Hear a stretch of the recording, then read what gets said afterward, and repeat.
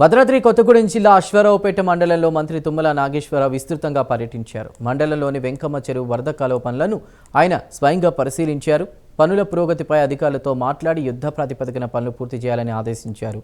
ఈ సందర్భంగా మంత్రి తుమ్మల మాట్లాడుతూ అంకమ్మ చెరువు అలుగునీరు వృధాగా ఆంధ్రప్రదేశ్కు పోకుండా డబ్బతోగు, లోతువాగు, ఆసుపాక మీదుగా మన పెద్దవాగు ప్రాజెక్టుకు అనుసంధానం చేస్తామని ప్రకటించారు. దీనికోసం గత 20 ఏళ్లుగా ఉన్నటువంటి అటవీ శాఖ అడ్డంకులను తొలగించి క్లియరెన్స్ సాధించినట్లు తెలిపారు.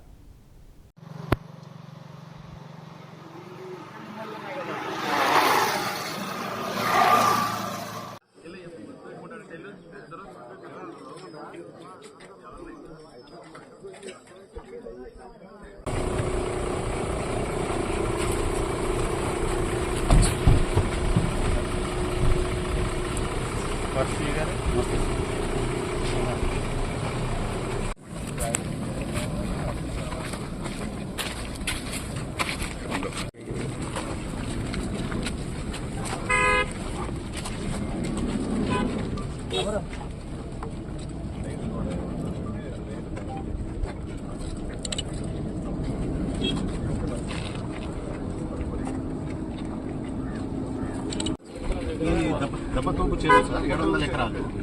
ఇది ఎర్రగుంట చెరువు సార్, ఇక్కడ ఒక 70. తర్వాత గుడుగులకుంట సార్, ఇది 100. లోతు వాగు ఒక 750 సార్.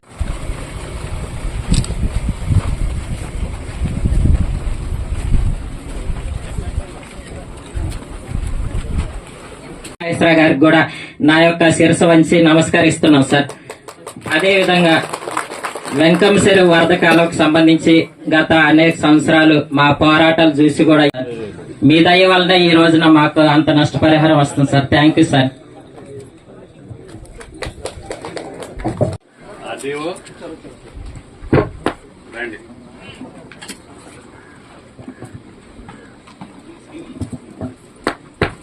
డిలే అయింది. దానివల్ల ఈ డిలే అయిన దానివల్ల మేము కొత్తగా సారు సెక్షన్ చేశారు. మాకు ఎట్లా చేయాలంటే మేము గవర్నమెంట్ ప్రపోజల్ పెట్టాము. ఈ గవర్నమెంట్ ప్రపోజల్ ప్రకారం మీకు రేటు అవన్నీ కూడా మన ఆర్డీఓ గారు ఫైనల్ చేస్తారు. దగ్గర వీళ్ళు ఉన్న వాళ్ళందరికీ ఆల్రెడీ మీకు ఎంతంత ఎన్ని గుంటలు పోయింది, ఎన్ని ఎకరాలు పోయింది ఆల్రెడీ లిస్ట్ ఉంది పారదే. దాని ప్రకారం చేస్తారు. లోపే ఉన్నారు.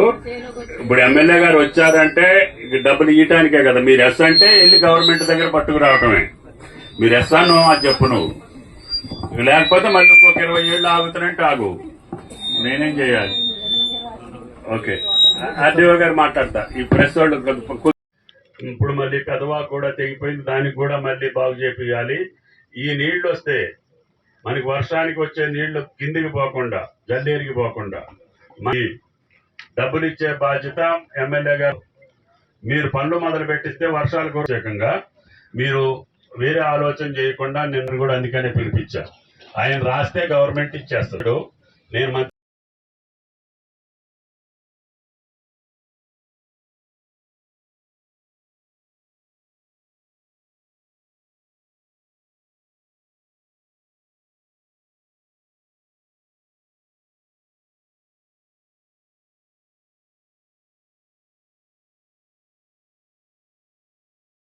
కానీ అందుట్లోకి నీళ్లు రావట్లేదు. వర్షాలు చుట్టూ కురుస్తుంటే దెబ్బతోకి నిండదు. ఏంటి తల్లి అని నేను 2-3 సార్లు వచ్చినప్పుడల్లా మనం చెరువు పంపించుకుంటేవి, మరి చెరువు నిండకపోయి 700 ఎకరం వంటివి ఏం జరిగిందని అడిగారు. అడిగితే అక్కడ ఆ ఊళ్ళో ఒక పెద్ద మనిషి అన్నాడు, సార్ ఇక్కడ అంకమ్మ చెరువు అరుగుపోతుంటది, దాన్ని మీకు ఇటు తిప్పేస్తే మా చెరువులోకి నీళ్లు వస్తాయి అని చెప్పారు. నేను మా ఇంజనీర్లను పంపించి చూడండి అయ్యా, పెద్ద మనిషి పశువులు కాసేతని చెబుతుందంటే అది కరెక్టే ఉంటుంది, వాళ్ళకి తెలుసు. మీరు ఒకసారి అలైన్మెంట్ చూడండి, వస్తే మట్టికి కాలువ తవ్వుదాము, మరి చెరువు పోసి అనవసరంగా ఉంటుంది, చెరువు నిండట్లేదు అని చెప్పి మళ్ళీ పంపిస్తే వాళ్ళు కింద మీద పడి అటుబడి ఇటుబడి ఒకసారి వస్తుందని ఒకసారి రావని అట్లని ఇట్లా అని చెప్పారు.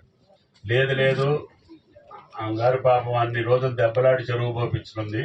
ఆ చెరువులోకి నీళ్లు రావాలంటే అప్పుడు మనకి సీతారామ ప్రాజెక్టు వస్తుంది అనేది లేదు, గోదావరి నీళ్లు. ఈ అంకమ్మ చెరువు ఎట్టి పరిస్థితుల్లో ఏటా అలుగుపోస్తుంది. ఆ అలుగు నీళ్లు తీసుకెళ్లి జల్లేరులోకి పోయి ఆంధ్రాకి వెళ్ళిపోతాయి తప్ప మనకి రావట్లేదు. కాబట్టి ఆ నీళ్ళని మన మండలానికి మారిస్తే దెబ్బతోకి తర్వాత లోతువాకి వెళ్తాయి, లోతువాకి తర్వాత ఇంకేదో ఎర్రగుంట ఉంటుంది, ఆసుపాక మీదకి పడి మళ్ళీ పెదవాళ్ళ ప్రాజెక్టుకి వెళ్తాయి. దానికోసం పనిచేసి దాన్ని కంప్లీట్ చేయాలని చెప్తే ఈ మధ్యకాలంలో ఫారెస్ట్ వాళ్ళు ఒక 5 ఏళ్ళు 10 ఏళ్ళు అడ్డం పెట్టారు. మా దాంట్లో నుంచి పోవటానికి లేదని ఆడ నొప్పించి ఆడ కథ చేసి వాళ్ళతోటి క్లియరెన్స్ తీసుకొని అది కూడా అయిపోయింది. అయిపోయాక ఈ 20 సంవత్సరాల్లో ఏమైంది, అప్పుడున్న ₹1,00,000 10 లక్షలు అయింది. మీకు మీరు కూడా తిరిగి దెబ్బలాడి నేను పోయినసారి గవర్నమెంట్లో ఉన్నప్పుడు ఫారెస్ట్ క్లియరెన్స్ ఇప్పించాను. ఇప్పుడేమో మళ్ళీ రేటుకి సంబంధించి వచ్చింది. సరే మీకు కూడా 10,80,000 ఇవ్వటం న్యాయం అని చెప్పి ఎంఆర్ఓ గారు మీరందరూ కూర్చొని డిసైడ్ చేసుకున్నారు. 2-3 రోజుల్లోనే ఇట్లా ఒప్పుకున్న డిపార్ట్మెంట్ మీరు ఎంత లోపల వాళ్ళ చేతిలో డబ్బులు ఉండాలి.